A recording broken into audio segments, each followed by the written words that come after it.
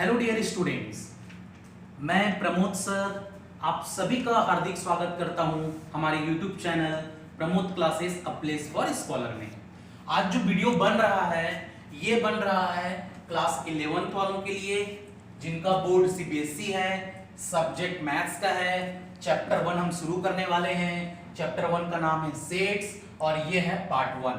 Clear है? जो बच्चे क्लास 11 के ये वीडियो देख रहे हैं उनसे मैं रिक्वेस्ट करूंगा कि आप अभी अपने स्टडी रूम में जाइए और स्टडी रूम में टेबल चेयर में बैठिए।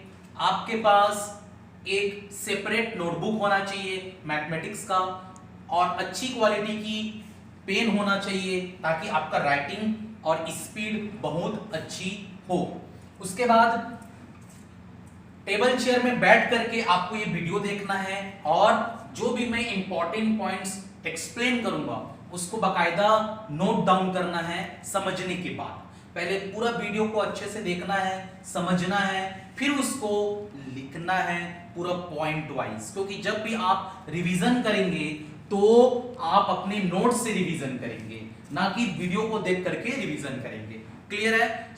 वीडियो को बार बार देखना है जब तक आपको नहीं समझ में आता है। उसके बाद आपको नोट्स बनाना है पूरा सिस्टमैटिक। तो चलिए वीडियो स्टार्ट करते हैं। तो सबसे पहले आप अपने कॉपी के टॉप मोस्ट लेफ्ट कॉर्नर में डेट लिखेंगे, किस दिन ये वीडियो देख रहे हैं आप, कौन सा डे था उस दिन, वो डे मेंशन करिए आप अपने कॉपी में।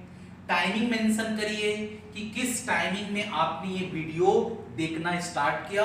पूरा ऑनेस्टी के साथ होना चाहिए ताकि आपको ये वीडियो तब तक देखना है जब तक ये लेक्चर खत्म ना हो जाए। उठना नहीं है बीच में, ये पूरा कंसंट्रेशन आपका होना चाहिए। तो आपने डेट लिख लिया, डे लिख लिया, टाइमिंग लिख लिया, क्लास मेंशन कर लिया, बोर्ड मेंशन किया, सब्जेक्ट मेंशन किया, चैप्टर नंबर मेंशन किया, चैप्टर का नाम मेंशन किया और कौन सा पार्ट का ये वीडियो है ये मेंशन किया। ठीक है? क्लियर है? तो चलिए अपन स्टार्ट करते हैं। तो सबसे पहले आपको सेट्स, जैसे कि आपने सुना होगा कि डे टू डे लाइफ में सेट वर्ड बहुत यूज होता है। जैसे कि अगर आप कोई स्टेशनरी शॉप जाते हैं और आप बोलते क्या है, कोई भी स्टेशनरी शॉप के जो भी वहां पर ऑनर होता है या जो वहां पर काम करने वाले भैया होते हैं उनको आप क्या बोलते हैं कि मुझे ये एनसीईआरटी की ये पूरा एक सेट दीजिए, आप ये सब्जेक्ट का पूरा एक सेट दीजिए मुझे। ये पेन, जैसे आप जो भी जिस भी कंपनी का पेन यूज करते हैं तो आप क्या बोलते हैं कि मुझे इस कंपनी का ये वाली कलर का मुझे इतना सेट पेन दीजिए, ऐसा बोलते हैं आप। तो सेट का मतलब क्या होता है? सेट का मतलब होता है कलेक्शन। लेकिन कलेक्शन कैसे? Well defined collection. क्लियर है? जनरली क्या बोलते हैं, मैथ्स में हम वेल डिफाइंड कलेक्शन को हम क्या बोलते हैं? सेट्स बोलते हैं। तो मैं यहां पर आपको दो टाइप का आपको दो कॉलम बनाना है। एक कॉलम में आप लिखिए नॉट वेल डिफाइंड कलेक्शन, यहां पर आप लिखिए नॉट वेल डिफाइंड कलेक्शन लिखिए और यहां पर लिखिए वेल डिफाइंड कलेक्शन, यहां पर लिखिए वेल डिफाइंड कलेक्शन। क्लियर है? तो जैसे कि नॉट वेल डिफाइंड कलेक्शन में क्या क्या आ सकता है? अ ग्रुप ऑफ, इसमें एक पहले एग्जांपल हम ले रहे हैं, अ group of intelligent student, a group of intelligent students. यहां पर मैं लिख रहा हूं अ ग्रुप ऑफ स्टूडेंट्स, और group of students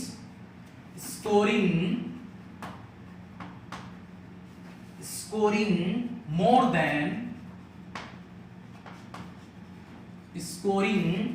than 95% marks of your class,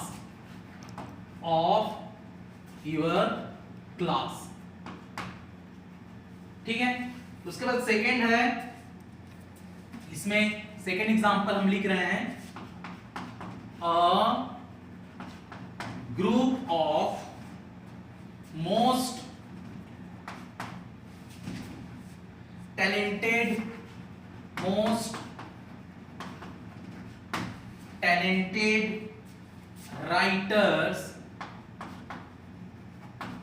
writers of India। यहां हम लिख रहे हैं, इसमें हम लिख रहे हैं a group of odd natural numbers less than 25। Clear है, ये लिख लिया हमने। उसके बाद यहां पर हम लिख रहे हैं group of handsome students, group of handsome, ये ग्रुप ऑफ हैंडसम, यहां पर हम लिखते हैं handsome boys, group of handsome boys, और यहां लिख देते हैं अपन group of girls of class 11th of your school। अभी मैंने क्या किया, मैं दो कॉलम यहां पर मेंशन किया। एक कॉलम में है नॉट वेल डिफाइंड कलेक्शन और दूसरा में है वेल डिफाइंड कलेक्शन। जैसे फॉर एग्जांपल मैंने यहां पर पहला एग्जांपल लिखा है अ ग्रुप ऑफ इंटेलिजेंट स्टूडेंट्स। अब ये देखिए, इंटेलिजेंट का डेफिनेशन हर पर्सन के लिए अलग होता है। मतलब कुछ स्टूडेंट उनके नजर में इंटेलिजेंट होंगे, कुछ स्टूडेंट बाकी लोगों के नजर में क्या होंगे, इंटेलिजेंट होंगे। तो ये वेल डिफाइंड कलेक्शन नहीं है। Means a group of intelligent students is not a well defined collection because a student may be intelligent for someone or may not be intelligent for other। clear है। तो कुछ student बाकी लोगों के लिए intelligent हो सकते हैं, बाकी लोगों के लिए इंटेलिजेंट नहीं हो सकते। तो ये जो एग्जांपल है अ ग्रुप ऑफ इंटेलिजेंट स्टूडेंट्स, ये नॉट वेल डिफाइंड कलेक्शन है, so it is not a set. अब वेल डिफाइंड कलेक्शन जैसे कि a group of students scoring more than 95% marks of your class। Means आपके क्लास में ऐसे कितने स्टूडेंट्स हैं जिनका मार्क्स 95% से ज्यादा आया है। तो इसका मतलब कि आप बता सकते हैं कि ये स्टूडेंट्स हैं, इनका मार्क्स 95% से ज्यादा आया है। तो इसका मतलब it is a well defined collection. तो जो वेल डिफाइंड कलेक्शन होता है उसको हम क्या बोलेंगे, सेट्स बोलेंगे। सो ये it is an example of sets. Second, a group of most talented writers of India. तो इसमें भी कॉन्ट्राडिक्शन है। कुछ राइटर्स होंगे जो बाकी के लिए बहुत अच्छे होंगे, बाकी के लिए अच्छे नहीं होंगे। क्लियर है। सो यहां पर भी जो टैलेंटेड राइटर्स हैं इंडिया के, ये वेरी कर रहा है person to person. So it is not a example of set. So it is क्या है, not well defined collection. So it is not a set. अब जैसे कि a group of odd natural numbers less than 25, 25 से कम जितने भी odd natural numbers हैं वो कौन कौन से हैं, तो आप इसको आसानी से गेस कर सकते हैं। 1 होगा, 3 होगा, 5, 7, 9, 11, 13, 15, 17, 19, 21, 23। सो ये आप कलेक्ट कर सकते हैं। क्लियर है। सो अ वेल डिफाइंड कलेक्शन है ये example. So it is a set. अब उसके बाद ग्रुप ऑफ हैंडसम बॉयज। तो कौन कौन से बॉयज हैंडसम हैं आपके नजर में, वो डिपेंड करता है कि आप किसको हैंडसम बोलते हैं। क्लियर है। So it is also not a set because it is a not well defined collection.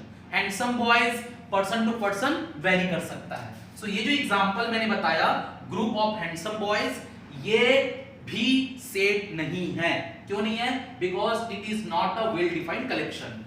Group of girls of class 11 of your school, आपके स्कूल में, जिस स्कूल में आप पढ़ाई करते हैं उसमें क्लास 11 में कितने गर्ल्स हैं, इसको आप कलेक्ट कर सकते हैं। तो ये it is a well defined collection, मतलब आप बता सकते हैं कि कितनी लड़कियां क्लास 11 में पढ़ाई कर रही हैं आपके स्कूल में। So group of girls of class 11 of your school, it is an example of well defined collection, so it is a set. समझ में आ गया? क्लियर है कॉन्सेप्ट? नहीं समझ में आएगा आप बार बार वीडियो देखेंगे, और कुछ दिक्कत होगा वीडियो के कमेंट सेक्शन में हमें जरूर अपनी प्रॉब्लम्स शेयर करेंगे, ताकि हम अगले वाले वीडियो में उस प्रॉब्लम को सॉल्व कर सके और हम क्वालिटी इंप्रूव कर सके। क्लियर है? तो ये समझ में आ गया what is not well defined collection and what is well defined collection. समझ में आ गया? तो इसको अब रब किया जाए। वीडियो को समझने के बाद आपको नोट डाउन करना है। अभी बस आपको वीडियो देखना है, सुनना है, 2 कान हमको मिले हैं तो ज्यादा सुनने के लिए। समझ में आ गया? तो इसको अब तो ध्यान से सुनिए, समझिए, समझने के बाद फिर आप इसको बकायदा नोट डाउन करिए। क्लियर है? इसको रब करूं मैं? चलिए ठीक है, इसको रब कर देते हैं।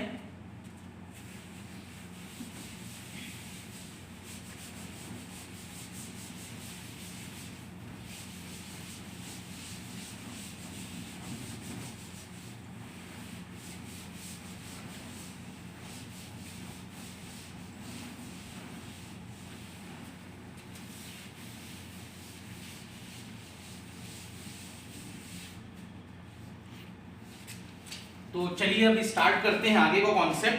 तो आगे का कॉन्सेप्ट है डेफिनेशन ऑफ सेट। आगे क्या कॉन्सेप्ट है? Definition of set. ये लिखेंगे पहले आप, क्या लिखेंगे? Definition of set. सेट किसको बोला जाता है? ठीक है, तो इसका लिखेंगे डेफिनेशन। क्या लिखेंगे? इसका डेफिनेशन होगा अ well defined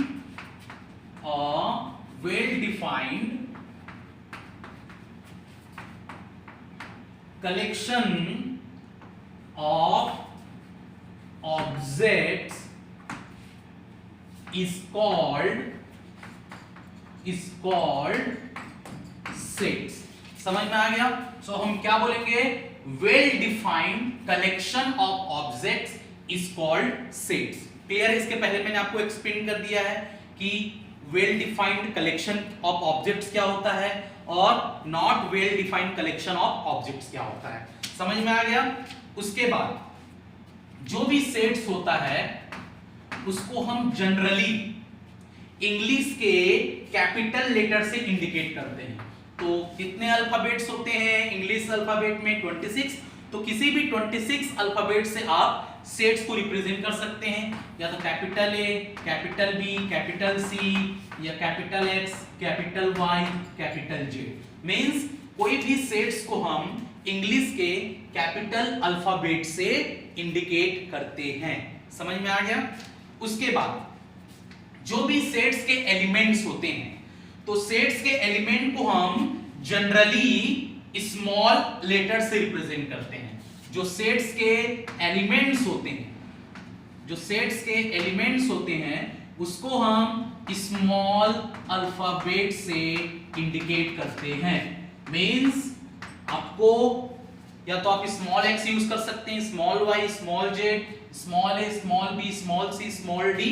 तो जो भी सेट्स के एलिमेंट्स होते हैं उसको जनरली हम किससे रिप्रेजेंट करते हैं? स्मॉल इंग्लिश अल्फाबेट से रिप्रेजेंट करते हैं।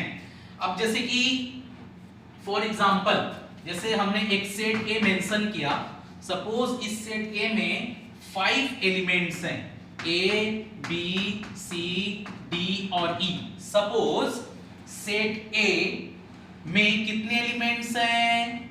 5 एलिमेंट्स हैं। तो अपन इसको कैसे लिखेंगे? ए बिलोंग्स टू कैपिटल ए।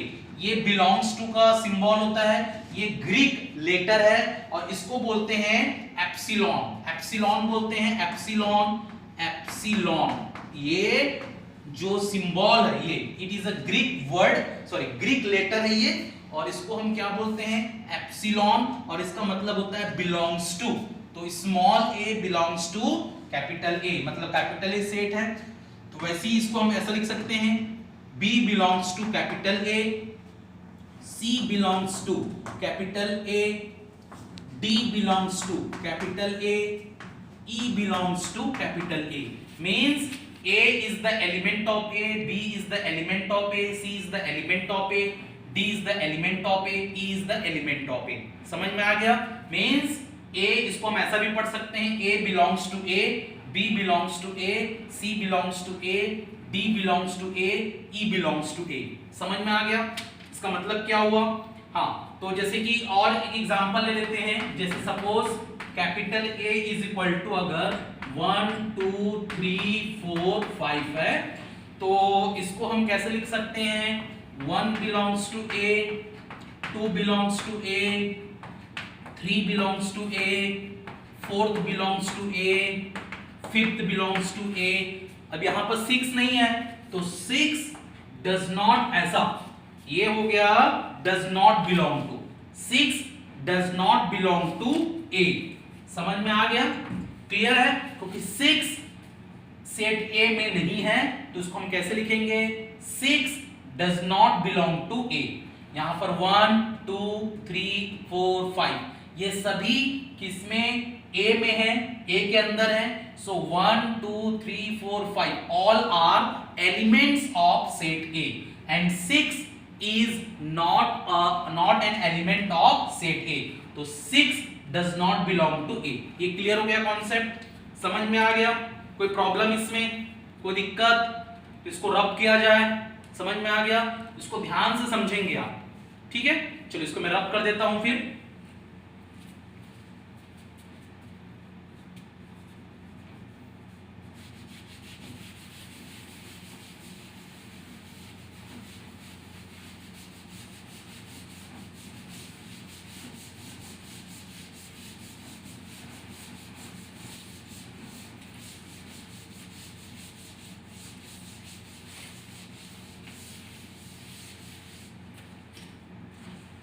चलिए अब अपन कुछ एग्जाम्पल करते हैं। तो यहां पर मैं आपको एग्जाम्पल, कुछ क्वेश्चंस हैं।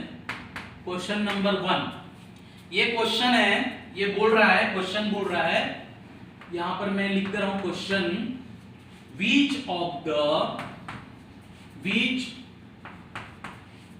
of the following are sets। यहां पर 4 एग्जाम्पल्स हैं, आपको बताना है कि इसमें से कौन कौन जो सेंटेंस है वो सेट्स को रिप्रेजेंट कर रहा है। तो सबसे पहला है the collection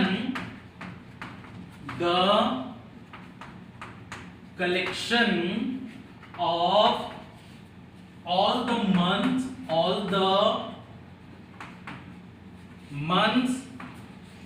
of a year beginning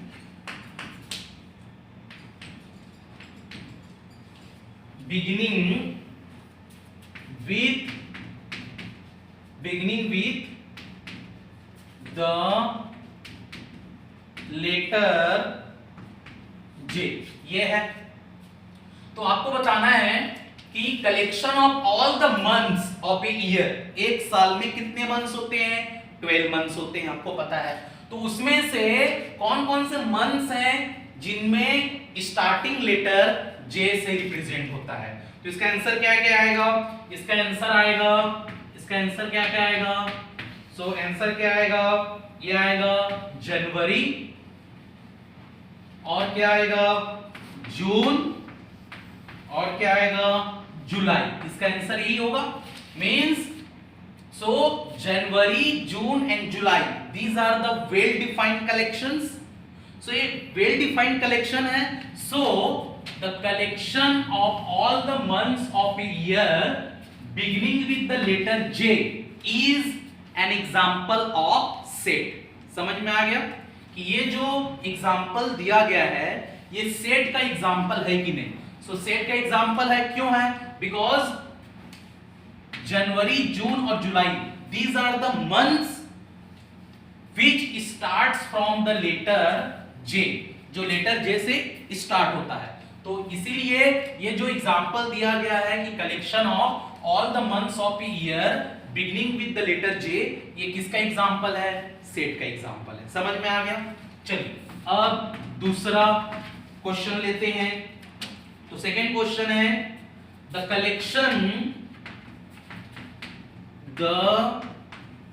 collection of 10 most talented writers of India, ये है सेकेंड क्वेश्चन है the collection of 10 most talented writers of India. तो मींस ये पर्सन टू पर्सन डिपेंड करेगा कि 10 टैलेंटेड राइटर्स कौन कौन हो सकते हैं। हो सकता है मेरे नजर में 10 टैलेंटेड राइटर्स अलग होंगे, आपकी नजर में 10 टैलेंटेड राइटर्स अलग अलग होंगे। तो इसीलिए ये जो एग्जांपल दिया गया है the collection of 10 most talented writers of India is not a well defined collection, so it is not a set, ये set नहीं होगा। इसको आप लिख सकते हैं, इसका जस्टिफाई कर सकते हैं, because talented writers may differ from person to person, that's why it is not a well defined collection, therefore given statement is not an example of set। समझ में आ गया? ठीक है। अब उसके बाद थर्ड, यहां पर थर्ड एग्जांपल है a collection of novels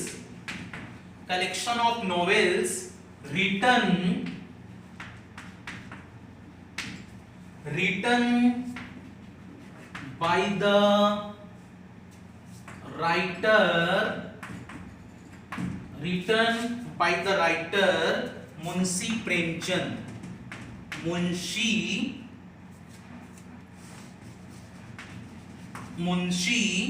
Premchand. ये क्वेश्चन है, क्या लिखा हुआ है?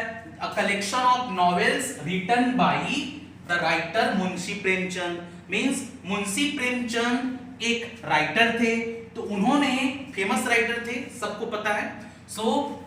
गोदान इन्होंने लिखा है, और बहुत सारे पूस की रात, बहुत सारे ऐसे हैं कहानियां जो इन्होंने लिखा है। मुंशी प्रेमचंद जो राइटर हैं, इनके द्वारा जो लिखी गई नॉवेल्स हैं, इसको आप कलेक्ट कर सकते हैं। It is an example of well defined collection of objects.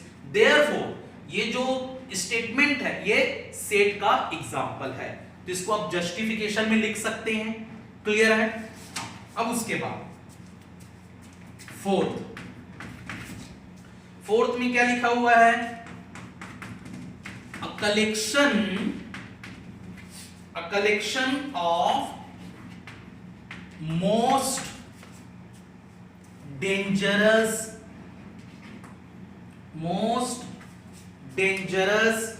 Animals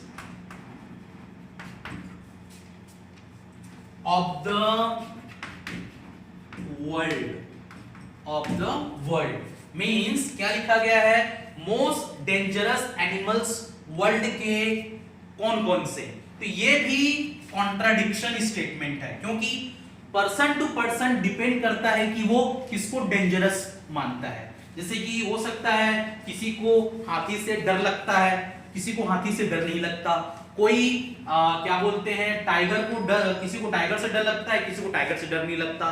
किसी को क्या बोलते हैं डॉग से डर लगता है, किसी को डॉग फोबिया होता है, किसी को डॉग फोबिया नहीं होता। मींस क्या बोलते हैं, ये जो डेंजरस एनिमल्स हैं ये पर्सन टू पर्सन डिपेंड करता है। तो इसीलिए it is not well defined collection of objects, therefore the given statement is not an example of set. ये एग्जांपल ऑफ सेट नहीं है। तो समझ में आ गया? मैंने यहां पर अभी आपको चार क्या बताएं, 4 क्वेश्चंस मैंने दिया और बताया कि इसमें से कौन सा सेट है, अगर सेट है तो क्यों सेट है, अगर सेट नहीं है तो क्यों सेट नहीं है। तो ये इसको आपको जस्टिफाई करना पड़ेगा। तो समझ में आ गया?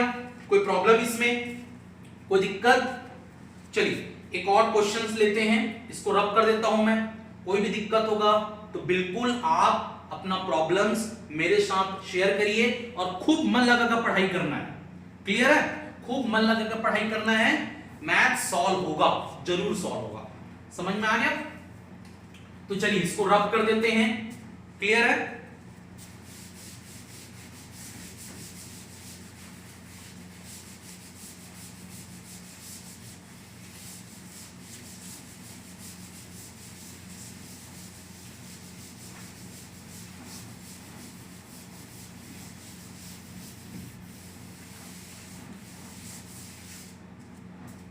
चलिए एक और क्वेश्चन लेते हैं। क्वेश्चन नंबर 2 में ले रहा हूं। क्वेश्चन नंबर 2 में दिया हुआ है, क्वेश्चन नंबर 2 में दिया है एक सेट ए है।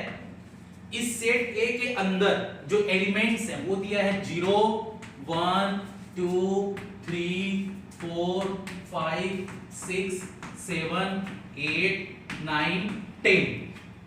सो सेट ए में 0 से लेकर के 10 तक क्या दिया हुआ है? एलिमेंट्स दिए हुए हैं। अब आपको क्वेश्चन दिया हुआ है, ये इंसर्ट करना है। जैसे 4 यहां पर फिलअप्स है और यहां पर ए, तो यहां पर आपको बिलोंग्स टू का सिंबल डालना है कि क्या 4 ए में है, तो है 4 देखिए यहां पर है, तो इसको अपन क्या लिखेंगे? 4 बिलोंग्स टू ए। समझ में आ गया? उसके बाद सेकेंड इसमें दिया हुआ है -4। क्या -4 ए में बिलोंग करता है क्या? नहीं करता, तो हम क्या लिखेंगे? -4 डज नॉट बिलोंग टू ए। समझ में आ गया? उसके बाद थर्ड दिया हुआ है क्या? 12। क्या 12 बिलोंग कर रहा है क्या? ए में है क्या? 12 नहीं है, तो 12 डज नॉट बिलोंग टू ए। समझ में आ गया? फिर उसके बाद 4, तो क्या दिया है? क्या 9 है क्या? 9 ए में, यस 9 है, यहां पर देखिए ये 9 है, तो क्या लिखेंगे? 9 बिलोंग्स टू ए। उसके बाद 5th, तो 5th में क्या दिया है? 0। क्या 0 ए में है? यस 0 ए में है, तो 0 बिलोंग्स टू ए। उसके बाद दिया है -2, यहां 6, क्या -2 बिलोंग्स कर रहा है क्या ए को? सो -2 बिलोंग्स नहीं कर रहा है ए को, क्योंकि देखिए इसमें कहीं पर भी -2 नहीं है। तो समझ में आ गया? मींस क्वेश्चन नंबर 2 में क्या दिया था? ए दिया है, ए में कौन कौन से एलिमेंट्स हैं वो दिया है, और बताया गया है कि 4 क्या ए को बिलोंग करता है कि नहीं, -4 ए को बिलोंग कर रहा है कि नहीं, 12 ए को बिलोंग्स करता है कि नहीं, 9 ए का एलिमेंट है कि नहीं, 0 ए का एलिमेंट है कि नहीं, -2 ए का एलिमेंट है कि नहीं, ये बताया, क्वेश्चन में पूछा गया है। समझ में आ गया? हाँ, अब इसके लोअर क्लासेस में आपने पढ़ा है नेचुरल नंबर्स के बारे में, इंटीजर्स के बारे में, रेशनल नंबर्स के बारे में, रियल नंबर्स के बारे में। तो मैं कुछ यहां पर लिख रहा हूं, इंफॉर्मेशन लिख रहा हूं, इसको आप नोट डाउन करके उसको अच्छे से समझ लेंगे। तो जैसे कि ये है कॉन्सेप्ट है some examples of sets, some example of sets used particularly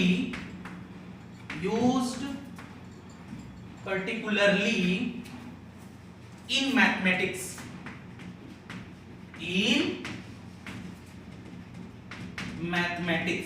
क्या लिखा हूं मैं? some examples of sets used particularly in mathematics में जो कुछ सेट्स यूज होते हैं जो पहले से ही डिफाइंड है, वो कौन कौन से? तो सबसे पहले आप लिखेंगे कैपिटल एन का मतलब क्या है। सो कैपिटल N का मतलब क्या है? कैपिटल N का मतलब यहां लिखेंगे set of natural numbers. Capital N के सामने में क्या लिखेंगे? Set of natural numbers. समझ में आ गया? उसके बाद कैपिटल Z या कैपिटल I वो डिपेंड करता है। क्लियर है? कैपिटल Z और कैपिटल I, तो कैपिटल Z या कैपिटल I यहां पर क्या लिखेंगे? Set of all integers. ये जो कैपिटल Z है ये भी सेट ऑफ ऑल इंटीजर्स को इंडिकेट करता है, कैपिटल I भी सेट ऑफ ऑल इंटीजर्स को इंडिकेट करता है। समझ में आ गया? उसके बाद कैपिटल Q, यहां एरो करके लिखेंगे कैपिटल Q का मतलब, तो कैपिटल Q का मतलब होता है set of all rational numbers. Set of all rational numbers. समझ में आ गया? कैपिटल R का मतलब क्या हुआ? सो कैपिटल R का मतलब होता है set of all real numbers. Capital W का मतलब क्या होता है? Set of all whole numbers. समझ में आ गया? उसके बाद इसमें हम ये भी लिख सकते हैं Z प्लस या I minus, sorry I plus, Z plus या I प्लस, तो ये क्या है? Set of all positive integers. समझ में आ गया? Z माइनस या फिर I माइनस, इसका मतलब क्या हुआ? Set of all negative integers. समझ में आ गया? उसके बाद Q प्लस का मतलब set of all positive rational numbers. Q minus का मतलब, Q में ऊपर में माइनस है मतलब set of all negative rational numbers. समझ में आ गया? क्लियर है? कोई प्रॉब्लम, कोई दिक्कत? इसको आप ऐसा भी लिख सकते हैं, R प्लस का मतलब set of all positive real numbers. R minus का मतलब set of all negative real numbers. तो ये समझ में आ गया? कोई प्रॉब्लम इसमें? समझ में आ गया? तो कैपिटल N का मतलब क्या होता है? कैपिटल Z का मतलब, कैपिटल I का मतलब, capital Q, capital R, capital W, capital Z plus, capital I plus, capital Z minus, capital I minus, capital Q plus, capital Q minus, capital R plus, capital R minus. तो ये सब कुछ defined है mathematics में examples of sets के। तो समझ में आ गया? अगर कोई सिंबॉलिक फॉर्म में क्वेश्चन में दिया होगा तो आपको समझ जाना चाहिए। जैसे अगर क्वेश्चन में R माइनस दिया है तो इसका मतलब क्या हुआ कि ये set of all negative real numbers को रिप्रेजेंट कर रहा है। समझ में आ रहा है? कोई प्रॉब्लम इसमें? कोई भी दिक्कत होगा बिल्कुल आप अपनी डाउट्स मुझे शेयर करेंगे। समझ में आ गया? तो चलिए आज के क्लास में इतना ही एक्सप्लेन करते हैं। अगले क्लास में मैं और डिटेल से इसके बारे में हम आगे पढ़ेंगे, सेट के और क्या क्या कॉन्सेप्ट होते हैं। तो मेरे प्यारे बच्चों, उम्मीद करता हूं कि मेरी मेहनत, मेरा वीडियो आपको समझ में आ रहा होगा, अच्छा लग रहा होगा, और कुछ फीडबैक है तो बिल्कुल आप कमेंट सेक्शन में वो फीडबैक हमें बताइए कि हमारा टीचिंग स्टाइल, हमारे पढ़ाने का तरीका आपको कैसे लग रहा है, ताकि हम अगले वीडियो में उसको और इंप्रूवमेंट कर सकें और आपके प्रॉब्लम्स को सॉल्व कर सकें। सो अगर हमारा वीडियो, हमारी मेहनत आपको अच्छा लग रहा होगा तो हमारे वीडियो को जरूर आप लाइक कर दीजिएगा, शेयर कर दीजिएगा, और हमारे YouTube चैनल को सब्सक्राइब जरूर कर दीजिएगा। और सब्सक्राइब करने के बाद जो बेल आइकन की घंटी है उसको जरूर क्लिक कर दीजिएगा, ताकि जब भी हम वीडियो अपलोड करें आपके पास तुरंत नोटिफिकेशन पहुंच जाए और आप हमारा वीडियो सबसे पहले देख पाए। तो चलो बच्चों, अच्छे से रहिए आप लोग, अपने स्वास्थ्य का ध्यान अच्छे से रखिए, कीप हेल्दी, और उसके बाद keep learning, keep studying, keep growing, और खुश रहिए, एंजॉय करिए, मस्त रहिए और खूब मन लगा करके पढ़ाई करिए। क्लियर है? तो thank you for watching, wish you all the best. जय हिंद, जय भारत।